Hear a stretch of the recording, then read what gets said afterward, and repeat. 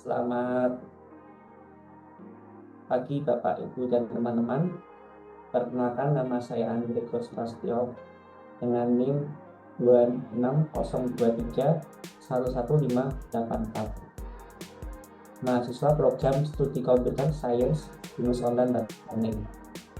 Pada video ini saya akan menyampaikan materi mengenai pentingnya menjaga keamanan data pribadi serta mengenakan berbagai bentuk penipuan digital yang sering terjadi di masyarakat. Saya Joshua William dari Nanti jurusan perkenalan Computer Science. Saya hari ini akan bersama Mas Andre akan menjelaskan tentang mengenai program di CV ini. Silakan tonton. Lanjutkan Mas. Boleh Selamat di-share. datang di digital content video yang kami buat sebagai bagian dari kegiatan community service Binus Online Learning. Pada video ini kami akan membahas mengenai protect your personal data from digital fraud atau cara melindungi data pribadi dari penipuan digital. Materi ini sangat penting karena saat ini hampir seluruh aktivitas mulai dari komunikasi, transaksi keuangan, hingga belanja dilakukan secara online. Bahkan tanpa kita sadari, hampir setiap hari kita memasukkan data pribadi ke berbagai aplikasi dan website. Oleh karena itu, penting bagi kita untuk memahami bagaimana data tersebut dapat disalahgunakan serta langkah-langkah yang dapat dilakukan untuk melindunginya.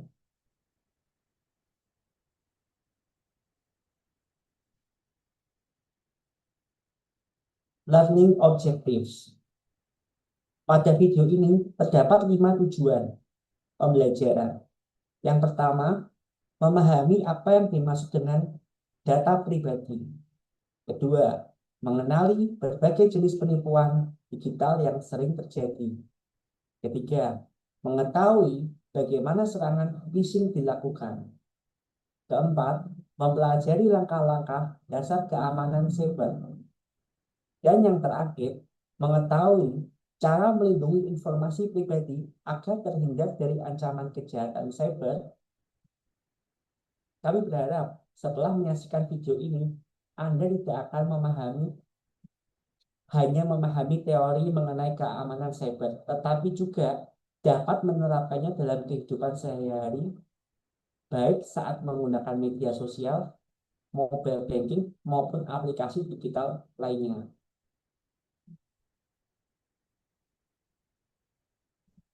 What is personal data? Sebelum membahas penipuan digital, kita perlu memahami terlebih dahulu apa yang dimaksud dengan data pribadi.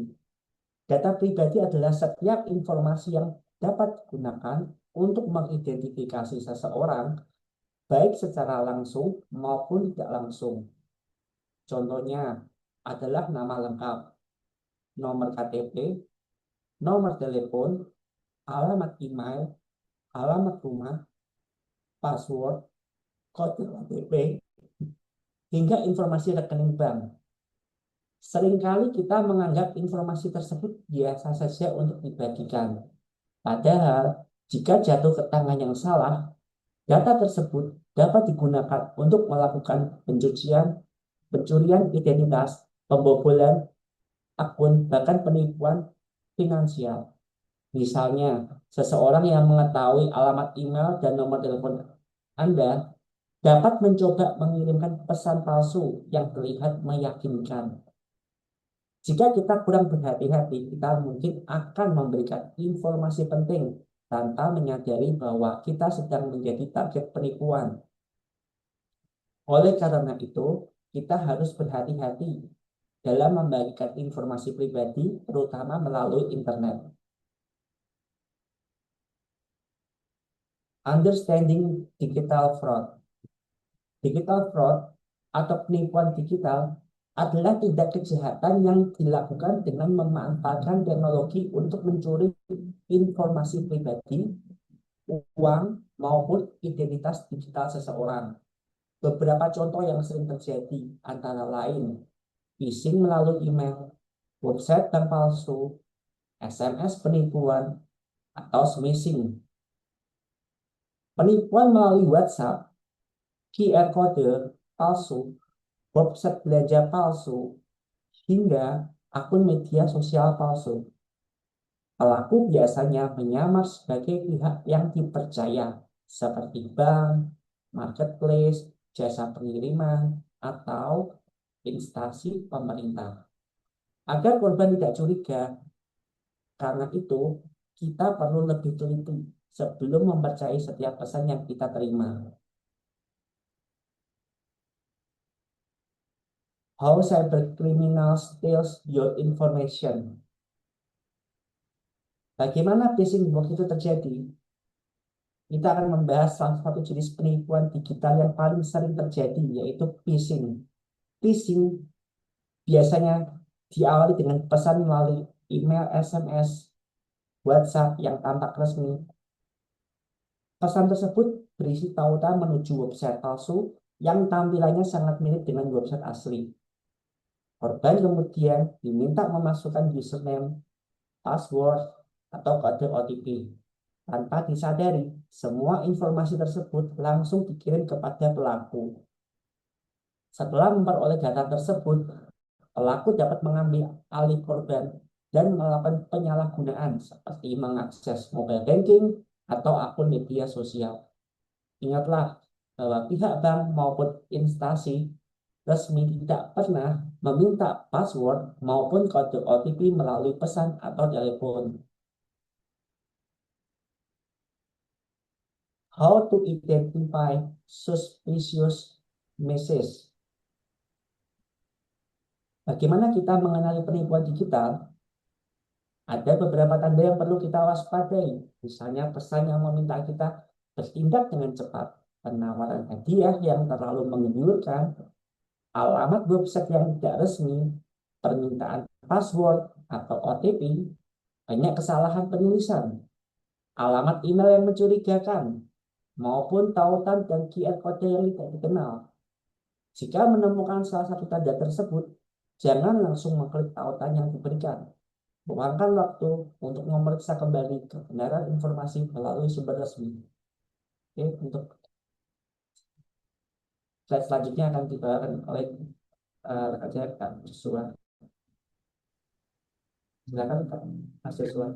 Untuk slide berikutnya kita akan membahas untuk cara untuk menjaga diri kita dari serangan cyber ini.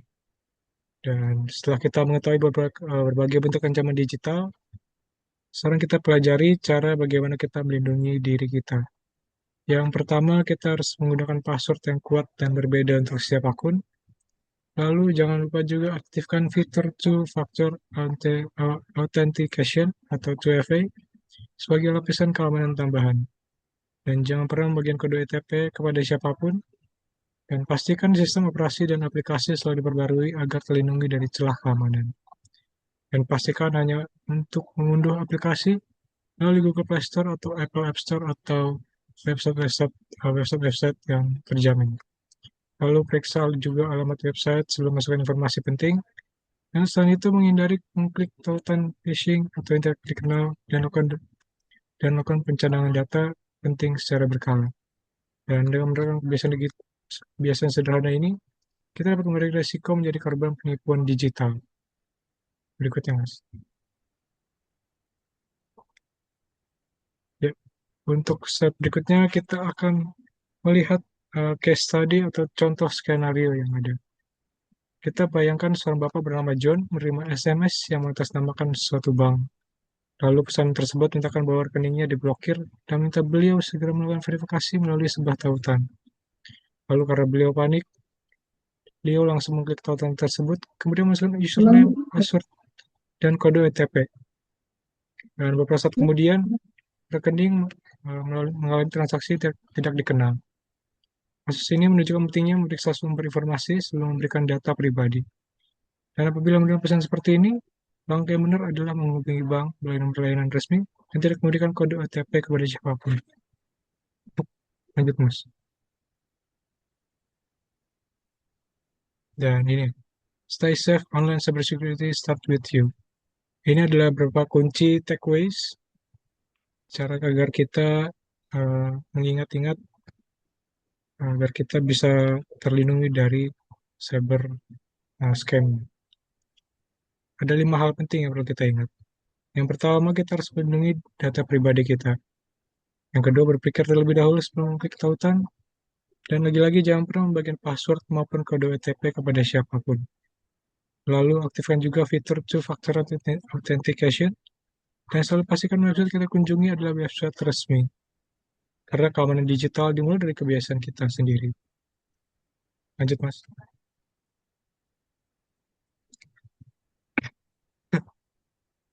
Boleh dilanjut, Mas? Nah, ya, ini untuk referensi yang kita sudah kulik bersama-sama. Materi kita sampaikan pada video ini disusun berdasarkan referensi dari Kementerian Komunikasi dan Digital Republik Indonesia, PPPTIK, Undang-Undang Perlindungan Pribadi, Data Pribadi Republik Indonesia, serta National Institute of Standards and Technology atau NIST. Referensi yang kami sediakan digunakan agar informasi yang disampaikan akurat dan dapat dipercaya, yang dapat dilihat di PPT ini. Lanjut, Mas. Nah, sekian untuk digital content video yang telah kami sampaikan. Semoga materi ini dapat menambah pengetahuan dan meningkatkan kesadaran kita untuk lebih berhati-hati dalam menjaga data pribadi di era digital. Terima kasih atas perhatian Anda. Sampai jumpa dan tetap aman dalam beraktivitas di dunia digital. Terima kasih.